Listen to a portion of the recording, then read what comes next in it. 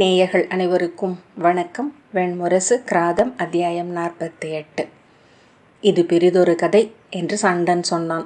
அவனுடன் பைலனும் சுமந்துவும் ஜெய்மினியும் நடந்தனர். இக்கதையை காமரூபத்து பாணர் சொல்ல கேட்டேன். அவர்களிடம் இக்கதையே 3 வெவ்வேறு பாணர் பாடலாக திகழ்கிறது. இதில் அர்ஜுனனை அவர்கள் மேற்கு பாலையில் கண்டெடுத்த கதை சொல்லப்படுகிறது. பைலன் புன்னகைத்து 100 இளைய பாண்டவர்கள், 100கணக்கான கதைகள் என்றான். மாமனிதர்களை மொழி ஆடிகள் போல சூழ்ந்திருக்கிறது. அவர்கள் முடிவிலாது பெருகி கொண்டிருப்பார்கள் என்றான் ஜெய்மினி. அவரை வருணனின் 7 மயநீர்கள் வெள்ளாடுகளின் வடிவில் வந்து தங்கள் மேல் ஏற்றிக்கொண்டு பாலையில் வந்த காப்பிரி வணிகர்களிடம் அளித்ததாக ஒரு கதை சொல்கிறது. 7 பாலை நிலத்து ஓநாய்கள் அவை என இன்னொரு கதை. அவருக்கு மேல் இந்திரனின் முகிலொன்று குடைப்பிடித்தது என்றும் அதன் கீழ் அவர் அரசன் என வந்தார் என்றும் பிறிதொரு கதை. எந்த கதையை நீங்கள் சொல்வீர்கள் என்றான் ஜெய்மினி. அன்று நான் சொல்வதற்கு பொருந்தி வரும் கதையை. எல்லா கதைகளும் நிகரான உண்மையும் பொய்யும் தான் என்றான் சண்டன். அவரை காப்பிரிகள் கண்டெடுத்தனர் என்பது மட்டும் மாறுவதில்லை. அதை நானும் மாற்றுவதில்லை. பைலன் சொல்க என்றான். சண்டன் அர்ஜுனன் மீண்டு வந்து கிழக்கை வென்ற கதையை சொல்லலானான். ஆற்றுவதற்கு கடமைகள் கொண்ட உயிரை அணைத்து காக்கும் அன்னையாகிறது ஊழ். அதுவே பனியில் போர்வையும் கடலில் புனையும் பாலையில் நிழலும் என்றாகிறது. மேற்கு பாலை நிலத்தின் சிறிய கண் என்றழைக்கப்பட்ட ஊற்றொன்றின் கரையில் அமைந்த சிற்றூரின் மது விடுதியில் பெயரறியா பித்தன் என 8 மாதம் இருந்தவன் அர்ஜுனன் என எவரும் அறிந்திருக்கவில்லை. அவன் உடலில் இருந்த அடையாளங்களை பார்த்து அறியும் எவரும் அவனை காணவில்லை. அவனை அங்கே கொண்டு சேர்த்தவர்கள் தெற்கே காப்பிரி நிலம் நோக்கி சென்று கொண்டிருந்த வணிகர் குழு. அவர்கள் அவனை அங்கே விட்டுவிட்டு சென்றபோது அவர்களையும் அவன் அறியவில்லை. இறந்தவர்களின் நிலத்தருகே உப்பு வளையத்திற்கு வெளியே அவன் விழுந்து கிடந்ததை காப்பிரி வணிகர்கள் தொலைவிலேயே கண்டனர். சடலமென்று எண்ணி அருகே வந்த போதுதான் மூச்சு ஓடிக்கொண்டிருப்பதை விலாவசைவு காட்டியது. அவனை எழுப்பி நீர் அளித்து உயிர் மீட்டனர். இப்பாலையில் உயிருடன் ஒருவனை மீட்பது இதுவே முதல் முறை என்றான் அவனை தூக்கிய ஏவலன். அவன் நாவில் நீரை தடவினர். துளி துளியாக அவன் உள்நாக்கில் நீரை விட்டனர். ஒரு துளி வெள்ளம் உள்ளே சென்றதும் அவன் உடலில் உயிர் பற்றி கொள்ள மெல்ல முனகினான். ஆனால் அவன் உளம் மீளவில்லை. சொல் கேட்டு பொருளுணரவோ விழி நோக்கி முகமறியவோ இயலாதவனாக இருந்தான். அவன் கைகளும் கால்களும் இழுத்து கொண்டிருந்தன. தலை ஆடியபடியே இருந்தது. நெடுநேரம் விழிகள் இமைப்பின்றி மீன் நோக்குடன் வெறித்தன. சட்டென்று உதைப்பட்டவன் போல உடல் அதிர அந்த அசைவின்மையிலிருந்து விடுபட்ட போது அவன் உள்ளுறுப்பில் வலி கொண்டவன் போல உடல் முறுக்கி மெல்ல முனகினான். அவன் உதடுகள் ஓசையின்றி எதையோ சொல்லிக்கொண்டே இருந்தன. அவன் கைகளும் கால்களும் இழுத்து கொண்டிருந்தன. தலை ஆடியபடியே இருந்தது. நெடுநேரம் விழிகள் இமைப்பின்றி மீன் நோக்குடன் வெறித்தன. அவன் உதடுகள் ஓசையின்றி எதையோ சொல்லிக்கொண்டே இருந்தன. எவரோ அவனிடம் பேசிக்கொண்டே இருப்பது போல அவன் உடலெங்கும் செவிகள் கூர்ந்திருந்தன. அவர்களிடம் நீர் சிறிதே இருந்தது. உணவு முற்றிலும் தீர்ந்துவிட்டது. எதிர்பாராத புழுதி புயலால் வழி தவறி 40 நாட்கள் அலைந்து மீண்டும் தடம் தேடி கண்டடைந்திருந்தார்கள். பொதி விலங்குகளில் ஒன்று இறந்துவிட்டிருந்தது. 2 கடும் நோயில் இருந்தனர். ஆகவே அவனை விட்டுவிட்டு செல்லலாம் என்று காப்பிரிகளின் இளம் தலைவன் சொன்னான். இவன் நம் அனைவரையும் கொல்லும் பொருட்டு பாலையின் தெய்வங்களால் அனுப்பப்பட்டவனாக இருக்கலாம். செம்புலத்து நாகங்கள் இவன் உரு கொண்டிருக்கக்கூடும் என்றான். நம் உறுதியை சீண்டி நோக்குகிறது இந்த தெய்வம். நாம் இறந்த பின் இங்கு எழுந்து நின்று நகைக்கும் இது. அவன் முதிய தந்தை உடனிருந்தார். சுருக்கங்கள் மண்டிய கனிய முகம் காற்றில் ஆடும் சிலந்தி வலை என நெளிய அர்ஜுனனை கூர்ந்து நோக்கினார். மைந்தா, இறந்தவர்களின் கடல் இது. இவ்வழியே பல நாட்களாக வணிக குழுக்கள் ஏதும் சென்றதில்லை என்று காட்டுகின்றது பாதை குறிகள். இவன் எப்படி உயிர் வாழ்ந்தான்? எங்கனம் இந்த தனிமையை தாங்கி கடந்தான்? இந்த வருநிலத்தை 100 தலைமுறைகளாக அறிந்துள்ள நாம் கூட இங்கே இப்படி உயிருடன் எஞ்சுவது இயலாது என்றார். தெய்வங்கள் இவனை துணைத்துள்ளன என்று மைந்தன் சொன்னான். நம்மை பலி கொள்ள எண்ணும் தெய்வங்கள் அவை. இல்லை, இது நாள் வரை நான் அறிந்த உண்மைகளில் முதன்மையானது ஒன்றே. பாலையில் தெரியும் காணல் நீர் போன்றதே தெய்வங்களின் தோற்றமும். என்றார் தந்தை. ஒன்று மட்டும் உறுதி, குன்றா உளவல்லமை கொண்ட மனிதன் இவன். இவன் யார் என்று நாம் அறியோம். எவராயனும் வென்று செல்பவன், மண்ணில் உப்பென என்றும் இருப்பவன். இவன் நிறம் அங்கே கிழக்கே உலகின் மையமென திகழும் பாரத வருஷத்தை சார்ந்தவன் என்று காட்டுகிறது. முனிவர்களும் அறிஞர்களும் வீரர்களும் செறிந்த நிலம் அது என்று கதைகளினூடாக நாம் அறிவோம். அவன் உடலில் இருந்த அடையாளங்களை அவர் நோக்கினார். மின்கதிர் இது தாமரை, இது மதுக்கலம் என நினைக்கிறேன். அரச குடியினன் போலும். எளியவர்களுக்கு இக்குறிகள் பொறிக்கப்படுவதில்லை. இவனை நாம் மீட்டாக வேண்டும். மைந்தன் சினத்துடன், தெய்வங்கள் நம்மை நோக்குகின்றன என்றான். அவர் சிரித்து, ஆம், நாம் என்ன செய்கிறோம் என்று அவை நோக்குகின்றன போலும். என் ஆணை இது, இவன் உடனிருப்பான். மைந்தன் தனக்குள், நாம் இவனுடன் மடிவோம், அதுவே நிகழவிருக்கிறது. அவர்கள் 2 நாட்கள் மணல் வெளியில் நடந்தனர். நீரும் முழுமையாக தீர்ந்தது.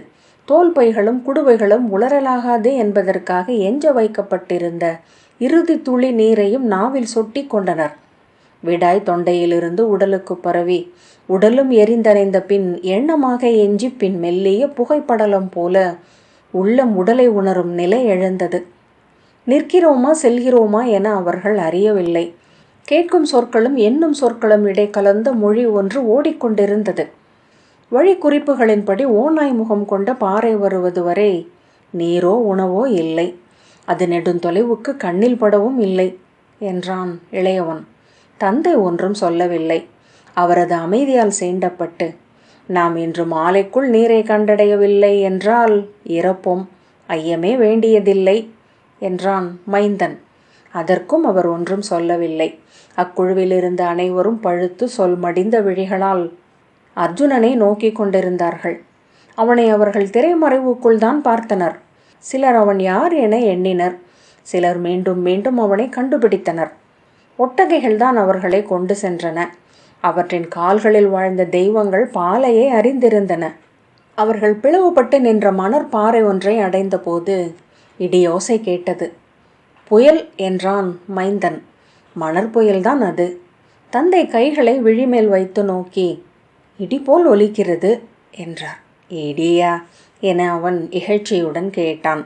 மீண்டும் அவ்வொலி எழுந்தபோது அவன், மலைப்பாறைகள் சரிகின்றன என்றான். தந்தை, இப்பாதையில் பெரிய மலைகள் என ஏதுமில்லை என்றார். தென்கிழக்கு சரிவில் அவர்கள் கரிய தீற்றலை கண்டார்கள். அது மணற்பெருக்கே என்றான் மைந்தன். மணல் எழுச்சி செந்நிறம் கொண்டிருக்கும் என்றார் தந்தை. அந்நிழல் உருமியது. அதன் சுருள்கள் தெரியத் தொடங்கின. என்ன சொல்கிறீர்கள்? முகில் கருத்து மழை எழுகிறதென்றா என்றான் மைந்தன் சினத்துடன். தந்தை, ஏன் வரக்கூடாது? இப்பாலையில் 2 நாட்கள் முகில் நின்று மழை பொழிய கண்டிருக்கிறேன், 72 ஆண்டுகளுக்கு முன்பு என்றார். இடியோசை எழுந்தபோது அவர்கள் ஒட்டகைகளை இழுத்து நிறுத்திவிட்டு நோக்கினர். மின்னல் ஒன்று நெளிந்து அணைந்தது. மீண்டும் முகில் முழங்கியது. மழையேதான் என்றார் தந்தை. ஆம் என்றான் மைந்தன். சட்டென்று அவன் உடைந்த குரலில், தெய்வங்களே என்று கூவி அழத் தொடங்கினான். அனைவரும் கைகளை வானில் நீட்டி கதறி அழுதனர். முதியவர் திரும்பி பாலையில் கண்டெடுக்கப்பட்டவனை பார்த்தார். அவன் மிக அண்மையில் இருப்பவரிடம் பேசுபவன் போல ஏதோ சொல்லிக் கொண்டிருந்தான். குளிர்ந்த காற்று வந்து ஆடைகளை அசைத்தது. மண் வெந்த மனம் எழுந்தது. புழுதி காற்றில் நீராவியை உணர முடிந்தது. நீராவிக்காக அவர்கள் ஓணான்களைப் போல நீட்டினர். திரையை இழுத்து கொண்டு வருவது போல காற்று வான் முகில் பரப்பை தலைக்கு மேல் கொண்டு வந்து நிறைத்தது. விழி இருட்ட பாலையின் அலைகளின் வளைவுகள் மட்டும் மீனின் தோல் பரப்பென மின்னின. மின்னல்கள் வாழ்வீச்சுக்கள் என சுழல இடி உருமி கொண்டே இருந்தது. மிக தொலைவில் சருகுகள் நொறுங்குவது போன்ற ஒலி எழுந்தது. சிறிய மான் கூட்டம் ஒன்று அணுகுவது போல, மழை என்று ஒருவன் கூவினான். மழை என குரல்கள் எழுந்தன. கற்களைப் போல நீர்த்துளிகள் வந்து மேலே விழ இருவர் நிலை தடுமாறி கீழே விழுந்தனர். நீர்த்துளி விழுந்ததும் வருகலம் என வெம்மை கொண்டிருந்த பாறை பரப்புகள் நாகக்கூட்டங்கள் போல சீறின. மண்ணில் விழுந்த நீர்த்துளிகள் எண்ணெயில் உருளை விழுந்து அப்பமாவது போல சீறி சுருண்டு உருண்டு எழுந்தன. அவர்கள் முகத்தில், தோளில், தலையில் என விழுந்து சில கணங்களில் முழுமையாக மூடிக்கொண்டது மழை. சுட்டுப்பழுத்த பாறைகள் மணியோசையுடன் வெடித்தன. கண் மயக்கு போல பாலையின் நிறம் மாறியது. துடிக்கும் தசை பரப்பாக அது ஆகியது. அவர்கள் நீர்ப்புழுக்களைப் போல மழையில் உடலால் திளைத்தனர். கைகளை விரித்து நீரை பற்றி அள்ளி அள்ளி குடித்தனர். பின்னர் தன்னிலை உணர்ந்து தோற்பரப்புகளை விரித்து மழை நீரை அதில் பிடித்து தொகுத்து அனைத்து குடுவுகளையும் நிறைத்து கொண்டனர். பொழிந்து குளிர்ந்து மெல்ல நீர்ப்பொழிவு நின்றது. காற்று பறக்கும் ஊசிகளென நீர்த்துளிகளை அள்ளி சாய்த்து கொண்டு சென்றது. பின் நீராவியும் வெந்த மண்ணின் மணமும் நிறைந்த குளிர்காற்று அவர்களை சிலிர்க்கச் செய்தது. நீர் முழுமையாக மண்ணுக்குள் மறைய அப்பம் வெந்து பதமாவது போல அதில் குமிழி வெடித்து சிறிய துளைகள் வழியாக புகை போல ஆவி எழுந்தது.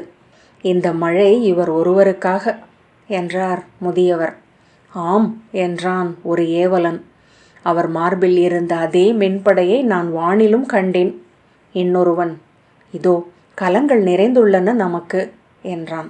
இளையவன் தலை குனிந்து அழுது கொண்டே இருந்தான். பாறைகளில் இருந்து புகையென நீராவி எழுந்தது.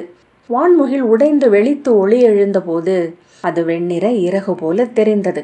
மழை பெற்ற சிறு குருவிகள் சிறகுகளை குடைந்தபடி வானில் எழுந்து சுழன்று சுழன்று அமைந்தன. அனைத்தும் நோக்கி இருக்கவே மாறிவிட்டிருந்தது. புன்னகையுடன் ஒளி கொண்டிருந்தன காற்று கரைத்த பாறைகள். செம்பட்டு என மென்மை கொண்டிருந்தது மண். வானம் இனிய தேன்பரப்பாக மங்கித் தெரிந்தது. காற்றில் மழையின் நினைவு எஞ்சி இருந்தது. அவர்கள் அம்மழையை பற்றி தங்களுக்கு அணுக்கமானவர்களிடம் சொல்வதை பற்றி எண்ணினர். சொல்லத் தொடங்கினர். அவர்களுடன் அங்கிருந்தனர். மீண்டு வந்து கண் கலங்கி அழுதனர். தொலைவில் அவர்கள் புகை எழுவதை கண்டனர். ஏதோ எரிகிறது என்றான் இளையவன். முதியவர் சிரிக்கத் தொடங்கினார். அவன் கூர்ந்து நோக்கி, மணற்காற்றா என்றான். அதற்குள் இன்னொருவன் கண்டுகொண்டான். ஈசல் ஈசல் என்று கூவினான். அவர்கள் அதை நோக்கி ஓடினர். அவர்களை சூழ்ந்திருந்த நிலத்தில் திறந்த நூற்றுக்கணக்கான துளைகளில் இருந்து ஈசல்கள் எழுந்து காற்றை நிறைத்தன. குற்றிலை சருகுகள் காற்றில் சுழன்றது போல, நீர் நிறம் மின்னும் திரை போல. விரைவிலேயே அவர்கள் ஈசல் திரைக்குள் திசையழிந்து கூச்சலிட்டனர். முற்றாக வானையே மறைத்தது அது.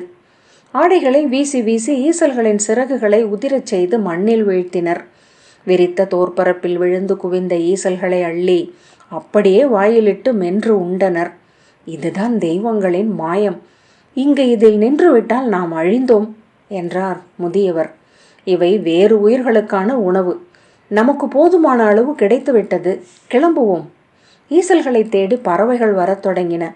வானிலிருந்து பிதுங்கி துளித்து மழையென பெய்பவை போல சிறு பறவைகள் வந்தன. காற்றில் தாவி தாவி அவை ஈசல்களை உண்டன. ஈசல்கள் அவற்றுக்கு தங்களை உவந்தளிப்பதாக தோன்றியது. ஈசல்களை வறுத்து உண்டபடி 4 நாட்கள் நடந்து அவர்கள் சிறிய கண் என்றழைக்கப்பட்ட விடுதி இருந்த சிற்றூரை அடைந்தனர். அங்கே 2 நாட்கள் தங்கி இளைப்பாரி உணவும் நீரும் கொண்ட பின் அவனை அங்கேயே விட்டுவிட்டு சென்றனர். இவரது பாதை கிழக்கு நோக்கி. நாம் இவரை கொண்டு செல்வது முறையல்ல. கிழக்கு வணிகர்கள் எவரேனும் இங்கு வரக்கூடும். இவர் உடலில் உள்ள அடையாளங்களை அறியக்கூடும் என்றார் முதியவர். விடுதி தலைவனிடம், இடிமின்னல்களை ஆளும் தெய்வத்தின் அன்புக்குரியவர் இவர். இவர் இங்கிருக்கட்டும், உங்களுக்கு நல்லூழ் தொடரும் என்ற பின் அவர்கள் பிரிந்து சென்றனர்.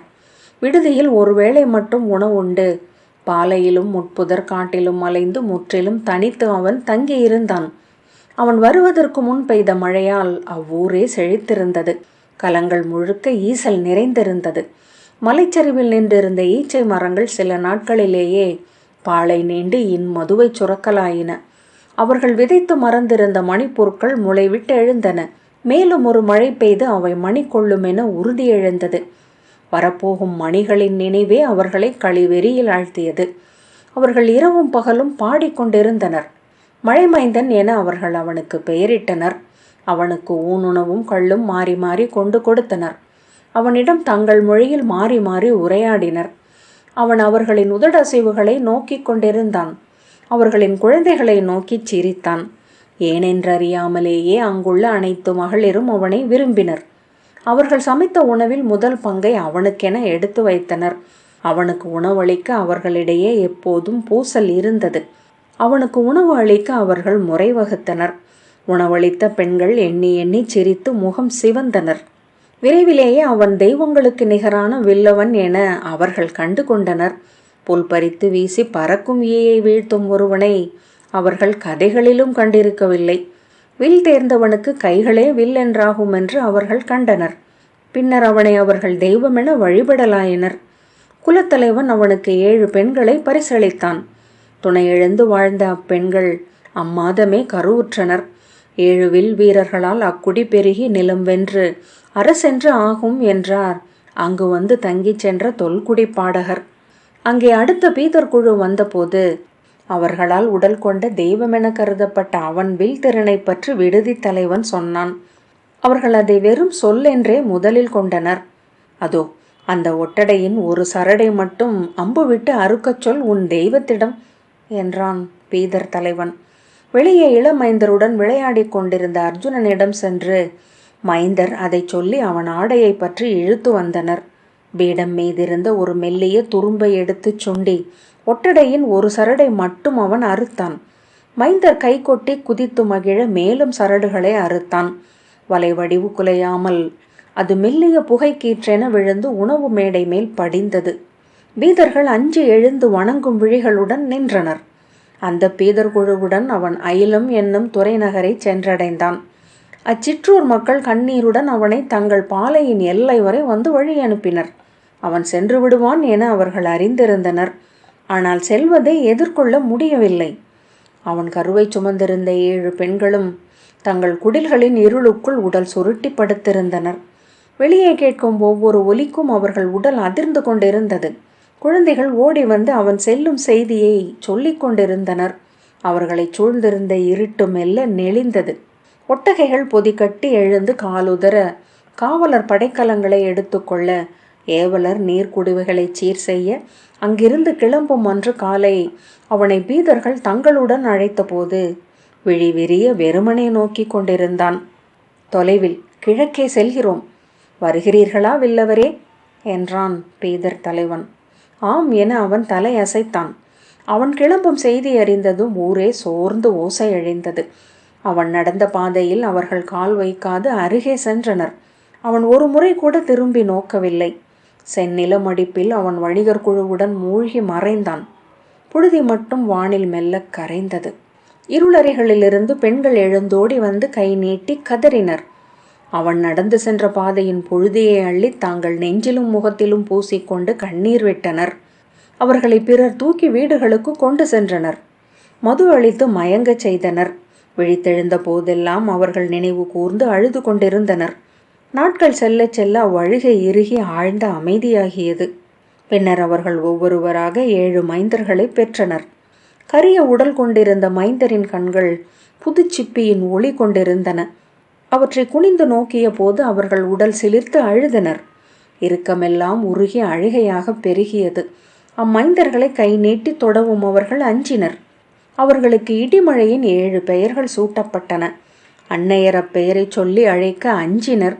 கிழக்கின் மைந்தர்கள் என அவர்கள் அன்னையரால் அழைக்கப்பட்டனர். அர்ஜுனன் பீதர்களின் களத்தில் மேற்கு பாலை நிலத்தின் முனம்பில் இருந்த அயிலம் என்னும் துறை நகரிலிருந்து கிளம்பி 8 மாதங்கள் பயணம் செய்து பாரத வருஷத்தை குமரி முனம்பு வழியாக சுற்றி கொண்டு கிழக்கே சென்று புவியில் இந்திரன் வந்திறங்கும் இடம் என்று தொல்கதைகளில் சொல்லப்பட்டிருந்த இந்திரகீலம் என்னும் பறக்கும் மலையை சென்றடைந்தான். முற்றிலும் தன்னுடலுக்குள் தனித்து அடைப்பட்டவனாக இருந்தான். அடியெலி வரை ஆழம் கொண்ட சிறு துளைகள் போல் இருந்தன அவன் கண்கள்.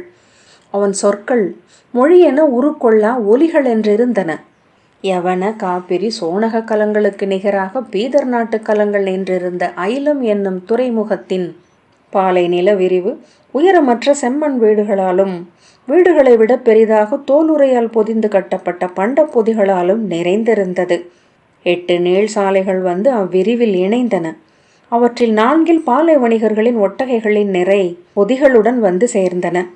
அப்பொதிகளை துலாக்கள் தூக்கி நீருள் நின்றாடிய கலங்களில் ஏற்றின. மறுபக்கம் கலங்களிலிருந்து துலாக்கள் எடுத்து சுழற்றி வைத்த பொதிகள் நிலத்தில் புழுதியுடன் அமைந்தன.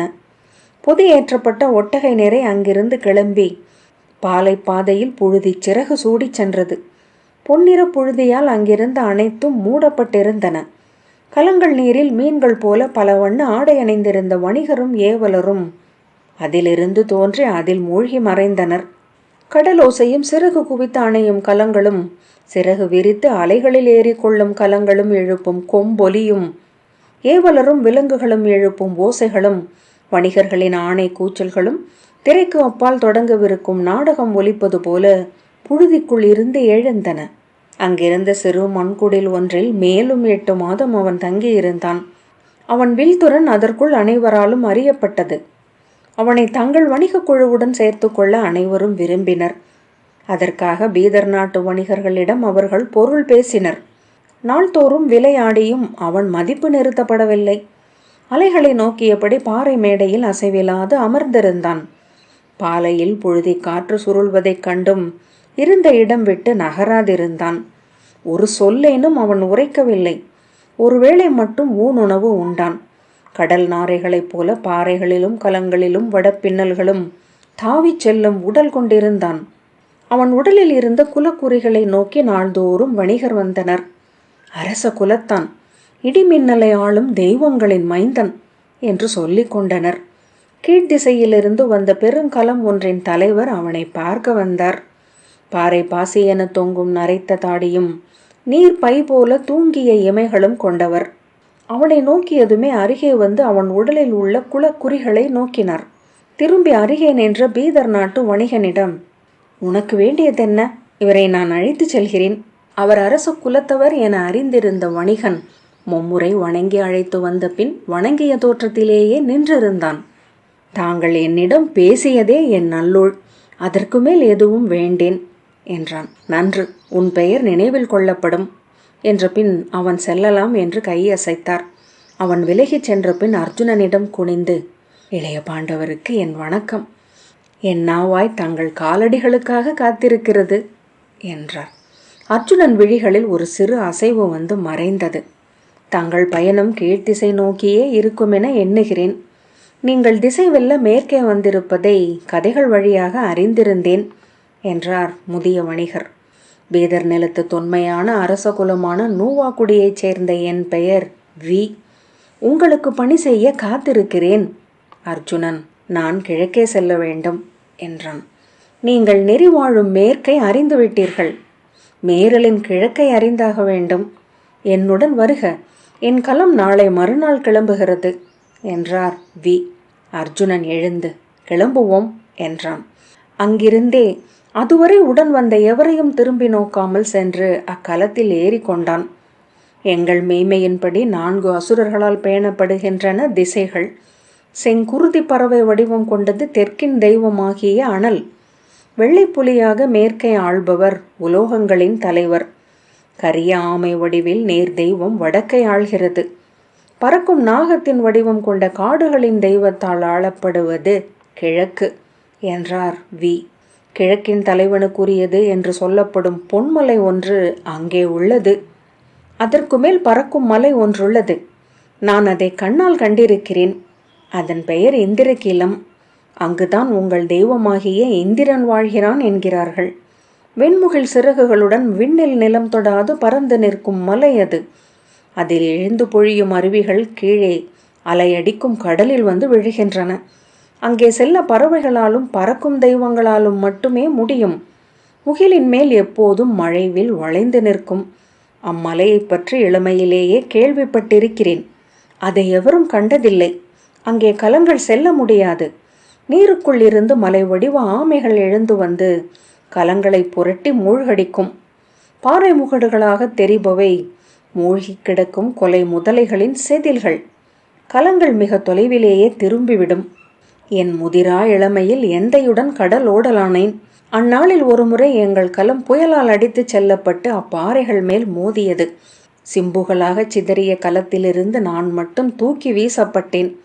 பாறை ஒன்றில் பற்றி கொண்டு அலை கொந்தளிப்பை கடந்தேன். என் கலத்தில் வந்தவர்களில் எவரும் உயிருடன் எஞ்சவில்லை. நான் மட்டும் பாறைகளை தொற்றி மேலேறி சென்றேன். மேலும் மேலும் என மலைகள் எழுந்து வந்தன. கருங்கற்பாறைகள் செறிந்த மலைகள் அல்ல, சுண்ணப்பாறையாலான மலைகள். பச்சை மரங்களும் செடிகளும் அடர்ந்து வெட்டி எடுத்து வைக்கப்பட்ட காட்டின் துண்டு என்றே தோன்றுபவை. அவற்றின் மேல் முகில் கூரை ஒழியாது நின்றிருந்தது. இளமழை எப்போதும் இருந்தது. அந்த மலைகளுக்கு நடுவே வெண்முகில் செறிந்திருக்க கண்டு அருகே சென்றேன். அதற்குள் பல அருவிகள் இழிந்து நீர்ப்பரப்பில் விழக் கண்டேன். கடல் நீர் அங்கே கொந்தளித்து கொண்டிருந்தது. அணுகி மேலே நோக்கிய போதுதான் வானில் பறந்து நின்றிருந்த மலையை கண்டேன் என்றார் வி. அங்கே நான் 4 மாதம் வாழ்ந்தேன். பின்னர் கரையொதுங்கிய மரச்சும்புகளை கொண்டு தெப்பம் ஒன்றை செய்து நீந்தி கலங்கள் செல்லும் பாதையை அடைந்தேன். அங்கே 46 நாட்கள் மிதந்து கிடந்தேன். தொடர்ந்து மழை பெய்து கொண்டிருந்தமையால் நான் மீன்களை உண்டு அந்த சிறு தெப்பத்தில் வாழ முடிந்தது. என்னை என் குலத்தினரின் கலம் ஒன்று கண்டுபிடித்தது. அங்கிருந்த பாரத நிலத்து சூதன் ஒருவன் சொன்னான், நான் கண்டது இந்திரன் வாழும் பறக்கும் மலையாகிய இந்திரகீலத்தை என்று. நீரில் மூழ்கி கிடக்கும் மைனாகத்தின் இளையவள் அவள் என்று அவன் சொன்னான். வி சொன்னார், உத்தமரே, நீங்கள் இந்திரனை தேடிச் செல்வதென்றால் இந்திரகீலத்திற்குத்தான் செல்ல வேண்டும். அர்ஜுனன் ஆம் என தலையசைத்தான். கிராதம் 48வது அத்தியாயம் இத்துடன் நிறைவு பெற்றது.